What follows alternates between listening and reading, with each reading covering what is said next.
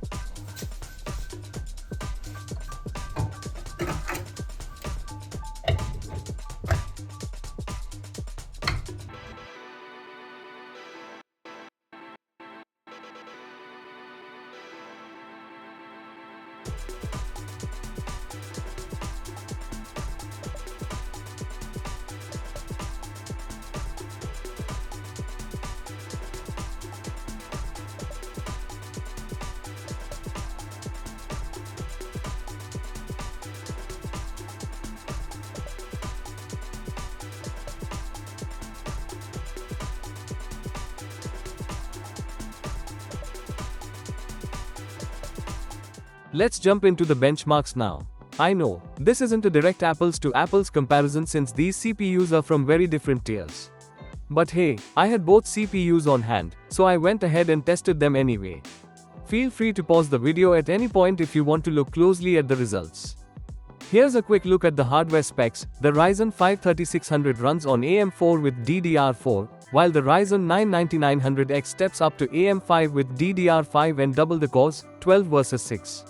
Both CPUs were tested with the NVIDIA RTX 3090, paired with Windows 11 Pro 24H2. This ensures consistent GPU performance and platform support across all benchmarks.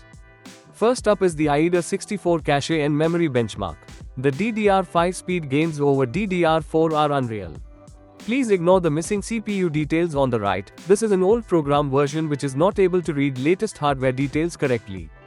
Next in CPU Z, the 9900X absolutely crushes it, scoring over 12,800 in multi-thread, more than 3 times the 3600 score.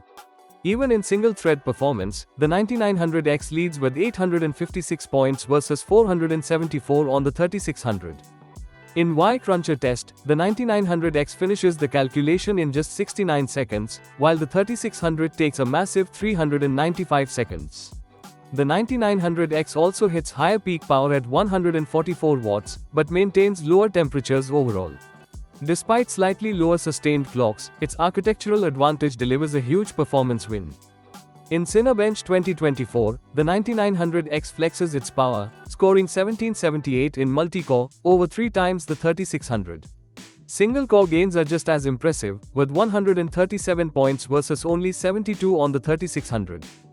In the same test, the 9900X pushes clock speeds up to 5.6 GHz in single-core and 5.3 GHz in multi-core, while the 3600 stays around 4.2 GHz.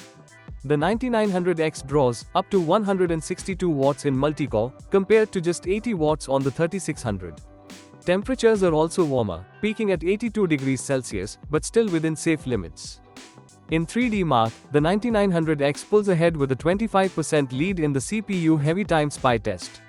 In the GPU-focused Steel Nomad, the scores are much closer, just a 2% difference, showing both CPUs are GPU-bound in this scenario.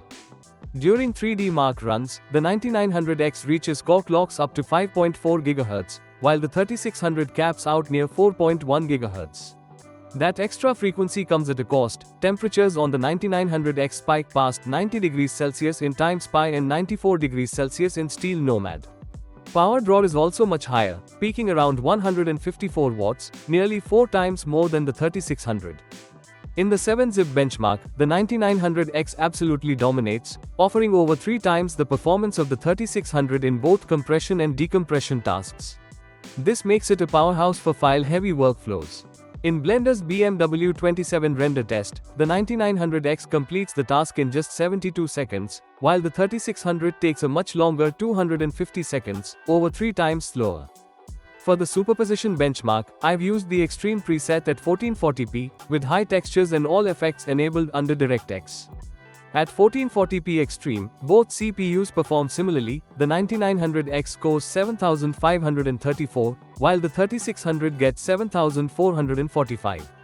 Clock speeds fluctuate more on the 9900X, but it boosts up to 4.6 GHz. Power and temps are higher on the 9900X, but neither CPU bottlenecks the RTX 3090 significantly in this GPU-bound test. Cyberpunk 2077 was tested at 1440p with maxed out settings, ray tracing set to Psycho, DLSS on balanced, and all major graphics features pushed to Ultra. The 9900X delivers an average of 80 FPS, while the 3600 averages 56 FPS. The 9900X maintains over 5 GHz clocks with power draw peaking at 144 watts, and temps around 81 degrees Celsius. The 3600 clearly holds back the RTX 3090 in this CPU-bound scenario. Forza Horizon 5 was tested at 1440p with extreme settings across the board, including ray-traced reflections and balanced DLSS for consistent visual quality. Both CPUs perform great here, but the 9900X edges ahead with an average of 126 FPS compared to 123 on the 3600. The 9900X runs at higher clocks and pulls up to 135 watts, briefly spiking to 95 degrees Celsius, while the 3600 remains cooler. GTA 5 Legacy was tested at 1440p with ultra and very high settings, including maxed distance scaling, MSAA, and NVIDIA PCSS shadows. The 9900X delivers a massive lead with 148 FPS average, compared to 85 FPS on the 3600. It maintains over 5 GHz clocks while consuming up to 110 watts, peaking at 85 degrees Celsius. The 3600 stays cooler and draws less power but clearly bottlenecks the RTX 3090 at high frame rates. In AV1 decoding using DAV1D, the 9900X is miles ahead, pushing over 900 FPS in 1080p and nearly 400 FPS in 4K. The 3600 lags behind significantly, especially at higher resolutions. In AV1 encoding using RAV1A, the 9900X more than doubles the speed of the 3600, 20 FPS versus just under 9 FPS. I chose the Ryzen 9 9900X for virtualization. Here's a Debian 12 virtual machine I use in VMware for development, smooth, fast and functional. Even inside a Debian virtual machine, the 9900X delivers exceptional performance, hitting 281 FPS in Unigine Heaven, more than double the 3600. This makes graphics-related development a breeze, like testing an Android app in an Android virtual device. I no longer need to install development tools directly on Windows, everything stays isolated inside the VM. Plus, the .vmdk file can be easily spun up on a fresh Windows installation, making this approach both clean and reliable. In PyBench, the 9900X completes the test in just 384 milliseconds, more than twice as fast as the 3600. In Linux kernel compilation, the 9900X finishes the build in just 95 seconds, more than twice as fast as the 3600's 229 seconds. Even in DaVinci Resolve, final render times for both H.264 and H.265 presets were nearly identical on both CPUs, likely because the GPU handled most of the workload. But during editing, timeline playback, scrubbing, and multitasking, the 9900X felt noticeably smoother, especially with effects or when working in multiple apps. So there you have it, whether it's gaming, content creation, virtualization, or compiling kernels, the Ryzen 9 9900X outclasses the Ryzen 5 3600 in every way. As someone who works with VMs and development workflows, the upgrade has been totally worth it for me. Let me know your thoughts, and if you're considering a similar upgrade, drop a comment below. Thanks for watching, and don't forget to like and subscribe for more videos from me.